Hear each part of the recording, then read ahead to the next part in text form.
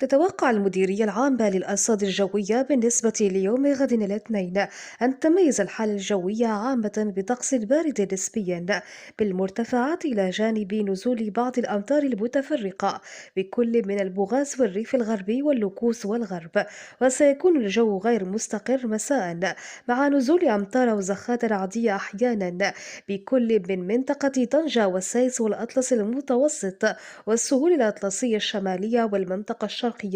وستهب رياح قوية نوعا ما مصحوبة ببعض الحبات من الغبار محليا شمال الأقاليم الجنوبية. واستراوح درجات الحرارة الدنيا ما بين -4 و3 درجات بالمرتفعات، وما بين 8 و11 درجة بالمنطقة الشرقية والريف والماس والسهول الأطلسية الشمالية والوسطى، وما بين 12 و18 درجة بهضاب الفسفوط وشرق الواجهة المتوسطية والجنوب الشرقي والأقاليم الجنوبية. أما درجات الحرارة خلال النهار فستشهد انخفاضا بأقصى الجنوب وارتفاعا بباقي المناطق، وسيكون البحر هادئا إلى قليل الهيجان على الواجهة المتوسطية وقليل الهيجان إلى هائج بالبوغاز وما بين طرفايا وبجدور، وهائج إلى قوي الهيجان بباقي